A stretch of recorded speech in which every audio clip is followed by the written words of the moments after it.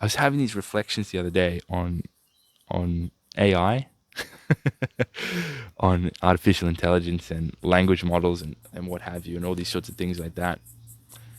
And for some reason, I was having a little bit of an epiphany and correlation moment between, those stories that we would hear back in the day, many centuries and centuries ago, thousands of years ago, where, ancient Greek philosophers would talk about the gods. And they would always talk about the gods as if the gods envied us because they would always want to get involved in our lives. They would always want to meddle in things. They would always want to change things. They want to manipulate things in our life. And what you end up sort of questioning is like, why do the gods envy us so much? Why do they envy us so much? And then the logical conclusion is that, oh, okay, it's because we have limitations on our life. And those limitations on our life is what makes life so interesting. It's what makes life so fun. It's Alan Watts' story of the dreamer. That if you could dream any dream, you go to sleep at night, you could dream any dream that you want, you would dream the most fantastical dream possible. You're creating universes, stopping time, reversing time, speeding time up. You're creating suns, you're creating life, you're creating things, you're doing the impossible things, and so on and so forth. Anything you dream of is possible. And you're living 80 years in one night. As you dream, you just experience an entire lifetime in one single dream. And you'd wake up and you'd think, wow, what a dream. That was crazy. That was incredible. And so you think, wow, tomorrow night I'm going to do that again. That's exciting. And say you do that for the next couple of days and you have a couple more lifetimes in those days, right? You sort of wake up and you think, okay, I'm getting a little bit bored with this. What can I do to fire this up a little bit? What can I do to make this a little bit riskier? And so I think you then start placing limitations on yourself, right? You go to sleep, you're like, well, what if I could get hurt in this? Okay, that's exciting. Okay, let's go to sleep.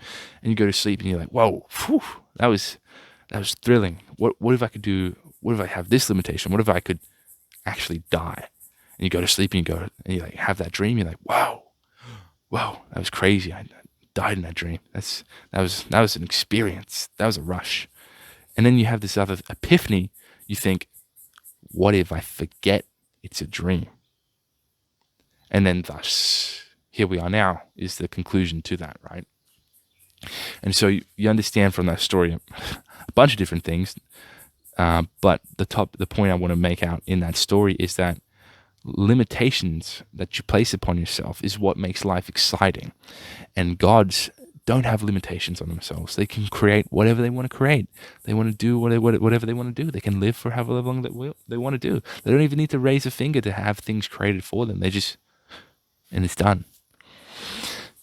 And so how does this connect back to AI?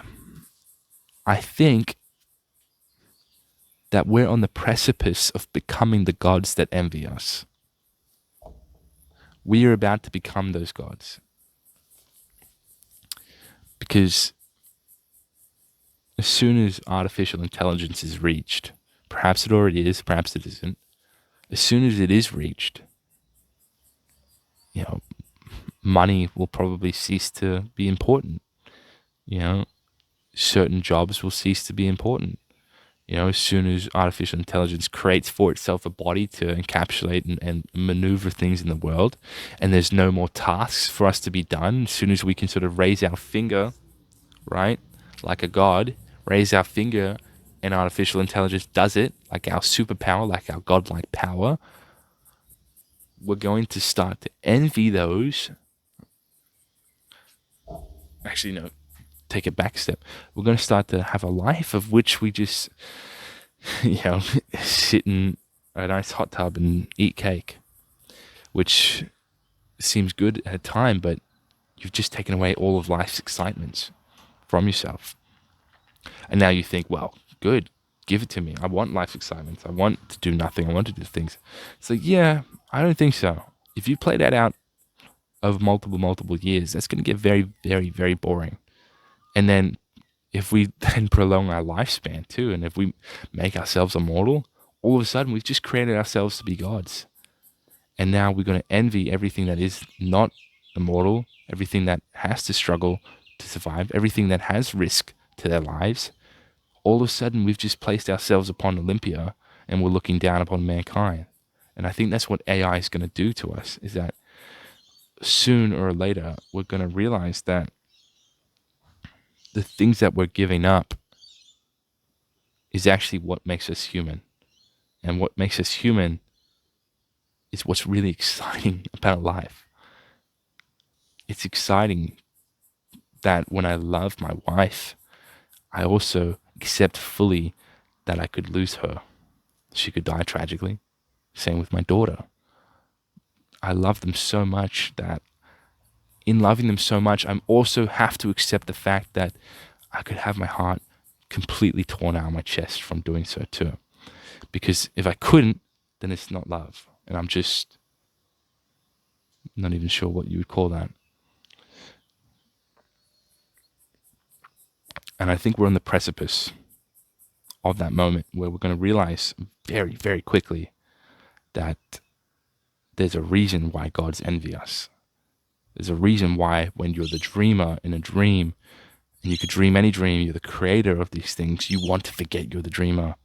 You want to forget that you have, no risks involved with life. You want to forget that. You want to imagine life.